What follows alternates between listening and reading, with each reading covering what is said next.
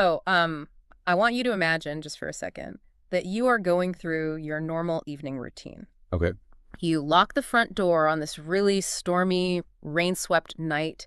You check the chain lock, you tuck your kids into bed, maybe kiss their foreheads, pull the blankets up. Just normal parent stuff. Exactly. And you go to sleep feeling completely secure. But then you wake up in the morning and one of your children has just vanished like a ghost. Oh, wow. Yeah. And that front door, the one you so carefully locked from the inside, is just standing wide open. I mean, the terrifying physics of a scene like that are just Yeah. they're what make it so haunting. Because the intruder didn't bypass the locked door to get in, right? They bypassed it to get out, Right. which implies that the danger was, it was already inside the perimeter you thought was completely secure. It gives me chills just thinking about it. But our mission for this deep dive is to reconstruct the meticulously detailed timeline of a cold case from 1961, analyze the early dead-end investigations, and synthesize the evidence that links this crime to a 14-year-old paperboy. A paperboy who grew up to be, well, Ted Bundy. Yeah. We're looking at the unsolved disappearance of 8-year-old Anne Marie Burr from her home in Tacoma, Washington, and the really chilling theory that she might have been his very first victim. When you look at all those sources together, from the raw police reports to the more modern behavioral analysis, you really start to see the glaring blind spots that the 1961 investigators missed. Oh, totally. It completely upends our understanding of how predators operate. And, more importantly, how they use our own societal assumptions as camouflage. Yeah, so let's start with the timeline, because the physical evidence of this crime scene feels almost like a reverse escape room. That's a good way to put it. Thanks. So it's the night of August 30th, rolling into the early morning hours of August 31st, 1961. We are at 3009 North 14th Street in Tacoma. Anne Marie is 8 years old, and she's sharing an upstairs bedroom with her 3-year-old sister, Mary. And we should note Mary has a broken arm and a heavy cast at this time. Right, which is an important detail. She's uncomfortable and restless. Which means the baseline level of noise and movement in the house that night is already elevated. It's not a deeply sleeping household, you know? The parents are on a hair trigger listening for the injured toddler. Exactly. So during the night, the family's Cocker Spaniel starts barking. Anne Marie actually wakes up her parents, Donald and Beverly, because little Mary is crying. So everyone is awake at some point. Yeah. The parents go upstairs, they soothe the girls, settle them back into bed, and everyone goes back to sleep. But then at 5:30 a.m., Beverly Burr wakes up to Mary crying again. She goes to the room, and Anne Marie is just gone. Wow.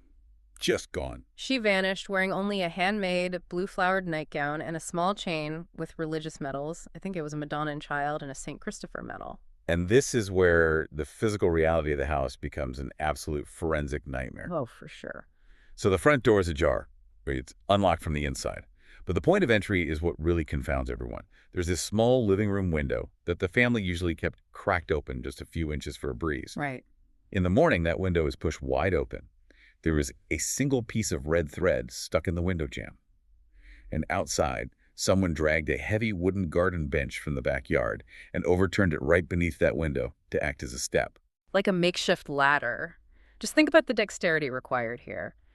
Someone used that bench to reach the cracked window, squeeze through incredibly tight space without making a sound, and navigated a pitch-black, unfamiliar house. With a sleeping family and a dog. Right. And somehow subdued an 8-year-old girl. And the craziest part to me is there was no sign of a struggle anywhere in the house. Her other siblings were sleeping down in the basement, and they were completely undisturbed. Well, subduing an 8-year-old silently requires a terrifying level of either luck or skill. Because at 8 years old, a child is fully capable of fighting back. You can scream, knock over furniture. Oh, they're not helpless. Exactly. So the absolute silence implies the predator either had something like chloroform, which requires proximity and real precision, or they used a blunt force method that incapacitated her instantly. Which is horrifying. It is. Yeah. Alternatively, it suggests the intruder was someone Anne Marie actually recognized, someone whose presence didn't immediately trigger a scream. Wow. And the intruder clearly realized that carrying dead weight back out through a tiny elevated window was physically impossible, so they just walked her, or carried her, right out the front door. Just slipped the chain lock right off from the inside. Yep. They vanished into the storm. And the only physical clue left outside in the mud, which, by the way, was getting quickly washed away by that heavy rainstorm, was a faint footprint from a kid's sneaker, size 6 or 7. And that footprint is the linchpin of the entire case. But ironically, it's also the detail that completely derailed the initial investigation. How so? Well, a size 6 or 7 kid sneaker does not belong to a hulking adult man. It belongs to a child, a small woman, or a young teenager. But because the police were blinded by their assumptions about what a kidnapper looked like, they basically ignored the physical reality of the shoe size. They just couldn't picture a kid doing this. Right, so they poured their resources into this massive, misdirected theater of a search. Okay, let's unpack this, because this is where the 1961 police work drives me absolutely crazy. Tacoma woke up and basically went to war for this little girl. They mobilized 100 soldiers from Fort Lewis, plus 50 National Guardsmen. It was a massive response. Huge. They searched 75 square blocks. Dive teams were dragging Commencement Bay. They interviewed like 1,500 people in just 12 days. Anne's parents, Donald and Beverly, even voluntarily took and passed polygraphs to clear their names. And her grandmother posted a reward that eventually grew to $5,000, which was a lot of money back then. A fortune. The sheer volume of manpower was staggering. It was a monumental effort, truly. But it was entirely focused on the wrong demographic. Law enforcement in the early 1960s operated under this severe form of cognitive dissonance when it came to juvenile crime. Meaning they just didn't believe kids could be evil. Basically, yeah. The concept of a neighborhood teenager being a silent, calculating, sexually motivated predator simply did not compute in the post-war American mindset. The era's innocence literally served as camouflage for the perpetrator. They were chasing phantoms. There was a report of a screaming girl in a car with California plates. Police spent days tracking it down, and it turned out to just be a loud car radio. Right. And then they started bringing in the usual suspects. They heavily interrogated Hugh Byron Morse, who was a 31-year-old ex-Marine suspected in the similar Candy Rogers murder. They also tracked down Ralph Everett Larkey. Yeah, the adult salesman. And he actually committed suicide as police arrived to question him about a different kidnapping.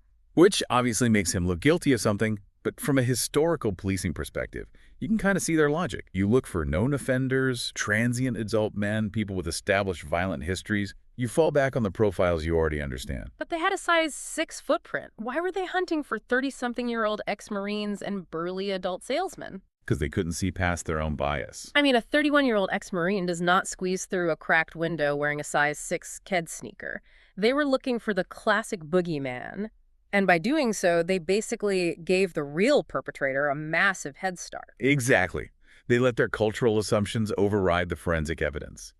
And that oversight provided the perfect incubation period for a predator who was, still figuring out his capabilities. Which brings us to the most unsettling part of this deep dive.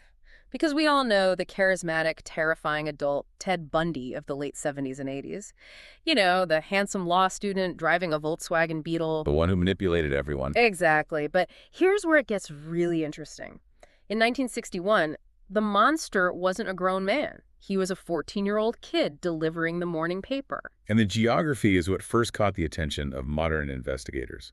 Because in 1961, young Ted Bundy lived just a few blocks away from Anne Marie Burr's house. Just a few blocks. Yeah.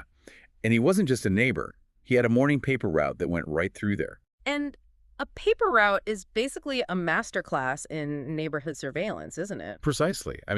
Being a paper boy gives you a legitimate, unquestioned reason to be wandering the streets at 4:30 or 5 in the morning. Nobody looks twice at the paper boy. Right. You learn the layout of everyone's yard. You learn which houses have dogs that bark, which families wake up early, which windows are usually left open. It provides the perfect invisible cover for a voyeur. And his route was right there. Yeah. His specific route crossed very near Anne Marie's house, passing 6th Avenue and North Fife Street. Furthermore, he frequently visited his great-uncle, who taught music at the nearby University of Puget Sound. Which was just blocks from the Burr residence. Exactly. And what shoe size did a 14-year-old undersized Ted Bundy wear in the summer of 1961? A size 6. It fits the footprint perfectly. It's terrifying. Parents teach their kids to be terrified of the strange man in the dark alley, but nobody warns them about the mundane, quiet kid tossing the morning edition onto their porch. Anne Rule's psychological profiling in The Stranger Beside Me provides some really crucial context here, too. Because to understand how a 14-year-old could potentially execute a crime like this, you have to look at the pressure cooker of powerlessness that was his early life. His family situation was incredibly messy, Yeah. right? Bundy's childhood was built on a foundational lie. He was born illegitimate in a home for unwed mothers in Vermont. And to avoid the intense social stigma of the 1940s, his family concocted this massive deception. Right. He was raised in Philadelphia, believing his grandparents were his actual parents and that his biological mother was just his older sister. I know he didn't officially uncover the truth until years later, but kids always pick up on those structural lies, don't they? Like they sense the tension in the house. They absolutely do. It teaches them from day one that reality is malleable, Hmm. that deception is just a normal, acceptable way of functioning in the world. And when the family moved to Tacoma in 1950 and his mother married Johnny Bundy, young Ted felt profoundly alienated. He was undersized, he was painfully shy, and he was mercilessly bullied in junior high. The sources actually detail how other boys would corner him and humiliate him in the gym showers. But he wasn't just passively taking it, though. Even at 14, he was already finding dark ways to assert dominance. Oh, definitely. The sources note he was building makeshift punji traps in his neighborhood, like concealed pits lined with sharpened stakes. Which is horrifying for a child to build. Yeah, and one of these traps actually severely injured a little girl in the neighborhood. What's fascinating here is the mechanics of that specific behavior, because building a punji trap is a critical psychological stepping stone for a predator. It allows the offender to inflict pain and exert a sort of godlike control over their environment, but without the physical risk of a direct confrontation. So he gets a thrill without the risk. Exactly. He was undersized and powerless in the gym shower, but out in the woods, he was setting traps that could maim people. A 14-year-old boy with that specific psychological makeup, wandering the quiet pre-dawn streets with intimate knowledge of the neighborhood. I mean, it fits the behavioral evolution of an escalating offender to a terrifying degree. It really does. So we have the geography, we have the size 6 shoe, and we have the psychological pressure cooker. But as we know, circumstantial evidence doesn't convict. No, it doesn't. Which brings us to the end of Bundy's life. His time on death row, the intense interrogations, and those psychological games he played right up to the very end. Right. So officially, Bundy denied any involvement in Anne Marie's disappearance.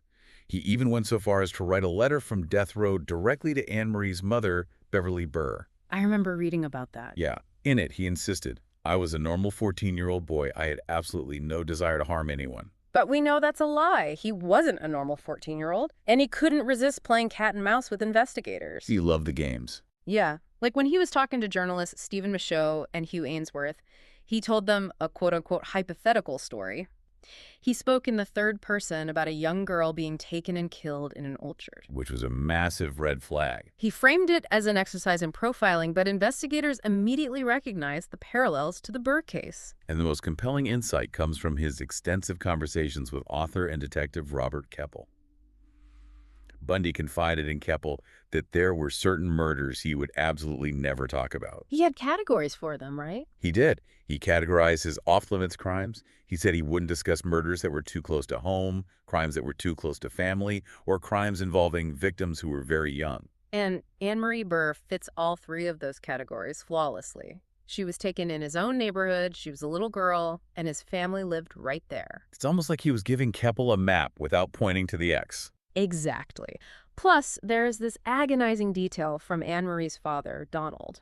Years later, he told Anne Rule that he firmly believed he saw a young Ted Bundy standing in a ditch on the University of Puget Sound campus the very morning Anne Marie disappeared. Which is where Bundy's great uncle worked. Right, and construction was happening there at the time. They were pouring fresh concrete, which led to this horrific, enduring theory that she is entombed right there on the campus. That sighting adds a tremendous amount of weight to the theory. But it also highlights the central frustration of the entire case. Because Bundy confessed to scores of murders across multiple states. Right, and this is where I get stuck. If he is already admitting to 30-plus murders specifically to buy himself time on death row, wouldn't admitting to this one give him another month of stays of execution? You'd think so. It just doesn't make logical sense to hold back information that could literally keep him alive. Logically, no, it doesn't make sense.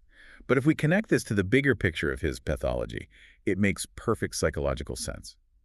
Retaining his origin crime, the very first one, the one that proved to him he could outsmart the adult world, was his ultimate trump card. Oh, I see. For a psychopath completely obsessed with control, admitting to the later crimes was transactional. It bought him time. But giving up Anne Marie Burr, meant giving up the core of his dark genesis. It was too personal for him. Exactly. Keeping it a secret was his way of maintaining psychological dominance over the police, over Robert Keppel, and over the victims' families, right up until his execution in 1989. It was his private trophy, and he wasn't going to share it. That is deeply unsettling, and I think it makes the scientific dead ends of this case even more tragic. Because in 2011, there was a massive moment of hope for the family. The DNA testing. Yes.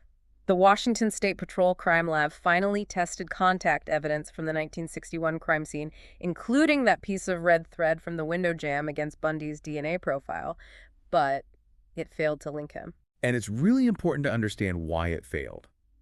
It wasn't because the DNA exonerated him. It was because the science simply couldn't bridge the gap of half a century. The evidence was just too old. Right. DNA is not static. Over 50 years, biological material left on a piece of thread in a humid, damp environment like Tacoma degrades severely. Moisture, microscopic bacteria, and temperature fluctuations act like microscopic scissors, cutting the DNA strands into smaller and smaller pieces. So even with modern PCR testing, which can amplify tiny amounts of DNA, there just wasn't enough intact structural material left to read. Exactly. The alleles were too fragmented. The lab couldn't produce a full DNA profile to compare against Bundy's. The environment had successfully erased the forensic footprint, leaving the case in a state of permanent ambiguity. Which brings us back to the human cost of all this. Because why does a cold case from over 60 years ago still resonate with people? This is a question we always have to ask. Right. And I think the answer is found in a quote from Anne Marie's mother, Beverly. Later in life, reflecting on the tragedy, she lamented how she had raised her daughter. She said her biggest regret was teaching Anne Marie that everyone was good. Oh, that's heartbreaking. It really is. She never taught her kids that people could be bad, that danger could exist outside a fairy tale. It is a devastating realization for a parent to process. Just the idea that their own protective innocence might have left their child vulnerable. This deep dive serves as a profound reminder of why we have to balance our optimism about humanity with a cold, clear-eyed caution. Because, the monsters of the world rarely look like monsters. They rarely do. Sometimes the threat isn't a stranger kicking your heavy front door down. Sometimes it's the quiet teenager from down the street slipping completely unnoticed through a cracked window in the dead of night, using your own sense of safety against you. But before we wrap up our analysis of these sources, I want to introduce one final lingering thread that complicates everything we've just discussed about the paperboy theory. What if Ted Bundy was just a tragic red herring? Wait, what do you mean? What else could have happened? Well, in June of 1962, nearly a full year after Anne Marie vanished, a gas station attendant in Portage-la-Prairie, Canada, reported something startling to the local authorities. In Canada? Yes. He saw a young girl who looked remarkably like Anne Marie Burr. The girl mentioned out loud to the attendant that she was from Tacoma. And crucially, the attendant specifically noted that the man and woman she was traveling with spoke to her, quote, a little too sharply to be her real parents. Wait a minute. A girl from Tacoma, identical age, traveling with adults who don't act like her parents, all the way up in Canada. Yes. It was a lead that ultimately went nowhere. The car was never tracked down. But it leaves us with a haunting alternative to mull over. Oh my gosh. Did Anne Marie Burr die that rainy night at the hands of a budding 14-year-old serial killer? Or was she spirited across international borders by a completely different set of predators, living an entirely different life, completely unaware of the massive, frantic search left in her wake? Wow. That changes the entire dynamic of the reverse escape room. You lock your front door to keep the danger out. But what happens when the lock doesn't matter, the window is cracked, and the truth just slips away into the storm, maybe never to be seen again? It's definitely something to think about tonight when you double-check your own locks. Absolutely. Thanks for joining us on this deep dive.